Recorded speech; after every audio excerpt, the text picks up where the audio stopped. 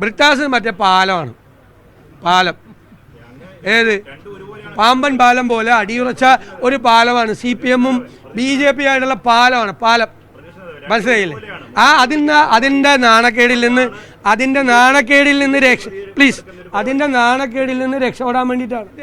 അത് ഞങ്ങൾക്ക് അല്ലല്ല, UDF എങ്ങനെ ചെയ്യണമെന്ന് കൈരളിയുടെ ഉപദേശം ഞങ്ങൾക്ക് വേണ്ട. മനസ്സിലായില്ലേ? അതൊക്കെ ഞങ്ങൾ എല്ലാ നേതാക്കളും തമ്മിൽ എല്ലാ കാര്യങ്ങളും ആലോചിച്ചിട്ടാണ് ചെയ്യുന്നത്. ഒരാൾ അസോസിയേറ്റ് മെമ്പറാക്കിയതിൻ്റെ പേരിൽ അതിൽ നിന്ന് പിന്മാറി ഘടകകക്ഷി മെമ്പറാക്കുകയാണെങ്കിൽ ആക്കാതിരുന്നിട്ടാണ്. അത് ഞങ്ങൾ തയ്യാറല്ല.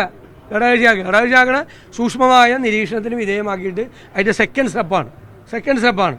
മറ്റു രണ്ടുപേരും സമ്മതിച്ചല്ലോ, അത് പിന്മാറിയതാണ്. അത് ക്ലോസ് ചാപ്റ്ററാണ്.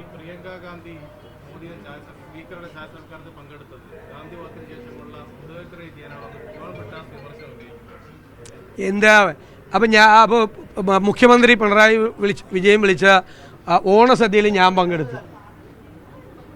അതൊക്കെ മര്യാദയല്ലേ?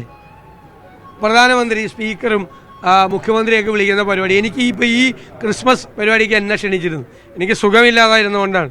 ഇല്ലെങ്കിൽ ഞാൻ മുഖ്യമന്ത്രി വിളിച്ച ഗവൺമെൻറ്റിന് വേണ്ടിയിട്ടല്ലേ വിളിക്കുന്നത്, അത് വിളിക്കാം. അങ്ങനെയാണെങ്കിൽ മുഖ്യമന്ത്രി വിളിക്കുന്ന പരിപാടിയിൽ ആരും പോകരുതല്ലോ. രാഷ്ട്രീയമായിട്ട് ഫൈറ്റല്ലേ? ഞാൻ ഓണസദ്യയിൽ പങ്കെടുത്തല്ലോ. ഓണം ഗവൺമെൻറ്റും എല്ലാവരും ചേർന്ന് ആഘോഷിക്കുന്ന സമയത്ത് എനിക്ക് ഒരുപാട് വിമർശനം ഉണ്ടായി. ഞാൻ പോയതിന് അതൊക്കെ ഒരു മര്യാദയുടെ പുറത്ത്. നമ്മൾ ചില സ്ഥാനങ്ങളിൽ ഇരിക്കുമ്പോൾ നമ്മൾ പോകണം. ബ്രിട്ടാസ് മറ്റേ പാലമാണ്, പാലം.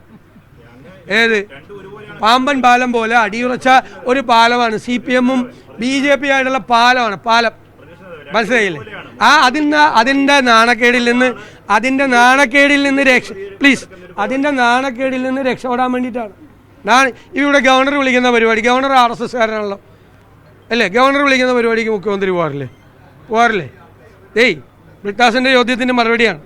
ഗവർണർ RSSകാരനാണ്, RSSകാരൻ. പക്ഷെ അതേ ആ പൊസിഷനിലിരിക്കുകയാണ്, ലോക് ഭവനിൽ ഗവർണറായിട്ടിരിക്കുകയാണ്. മുഖ്യമന്ത്രിയെ വിളിച്ചാൽ മുഖ്യമന്ത്രി പോകണ്ടേ? അപ്പോൾ RSSകാരൻ വെറുതെ പറയുമ്പോൾ ഒരു വിരൽ ചൂണ്ടുമ്പോൾ 4 വിരൽ സ്വന്തം നെഞ്ചത്തോട്ടാണെന്നുള്ള തോന്നൽ കൂടി വേണം. പാമ്പം പാലമാണ് ബ്രിട്ടാസ്.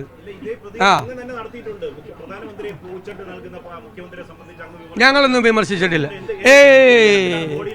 ഇല്ല പൂച്ചണ്ട് മുഖ്യമന്ത്രി പോകണ്ടെന്നാണ് ഞാൻ ചോദിച്ചത്. വണങ്ങി നിൽക്കുമ്പോൾ വിധേയത്വം കാണിക്കുമ്പോൾ നമ്മൾ പറയും, ആണല്ലോ. ഇപ്പം എന്താണ് ചെയ്യുന്നത്? ഡൽഹിയിൽ ചെന്ന് നിൽക്കുകയാണ്. അമിത്ഷായും നരേന്ദ്രമോദി എവിടെ ഒപ്പിടാൻ പറഞ്ഞാലും അവിടെ ഒപ്പിടും.